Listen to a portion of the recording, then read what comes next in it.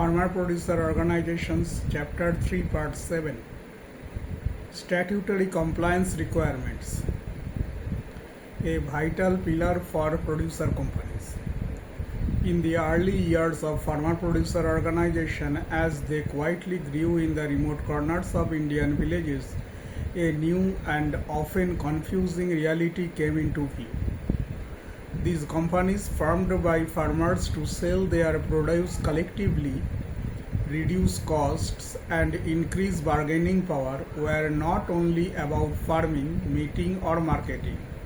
They were also formal business entities under Indian law, and like any other registered company, they had to follow legal rules known as statutory compliances. For many farmer members and even directors, this concept of compliance initially felt distant and unnecessary. Why should they worry about legal forms and financial statements when their real work was in the fields? What did a document filed in a far-off government office have to do with their harvests, profit, or community needs?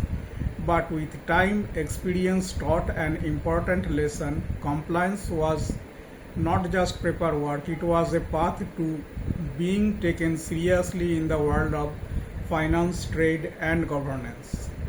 By law, every producer company registered under the Companies Act must fulfill several responsibilities each year. These include conducting an annual general meeting, where members approve the company's accounts and elect or rotate directors. The company must then file an annual return, Form MGT 7, and audited financial statements, Form AOC 4, with the Register of Companies. Alongside, they must keep important statutory registers such as Register of Members, Register of Directors, and the Minute Book, and ensure the company's accounts are reviewed each year by a certified chartered accountant. However, putting these rules into practice was a struggle for many first-generation FPOs. According to a field report by NABARD in 2012, only 43% of operational producer companies were able to conduct their AGMs regularly and file return on time for 3 consecutive years. This was largely due to a lack of understanding among the farmer directors about the legal system, absence of trained CEOs or accountants, and the high cost involved in hiring professionals like company secretaries. The impact of missing these obligations was serious. If an FPO failed to file its return for 2 consecutive years, it was marked as a dormant company. Such FPOs would no longer be eligible for government support like equity grants, working capital schemes, or credit guarantees. Some had to pay heavy penalties.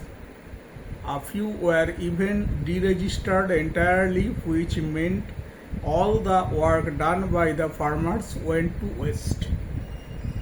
On the other hand, those who followed the rules benefited greatly. In Andhra Pradesh, a group of 6 FPOs that maintained clean compliance records between 2008 and 11 became some of the first organizations to receive working capital loans under NABARD's Producer Organization Development Fund. Their compliance built trust with banks and buyers alike and helped them grow faster and with greater independence.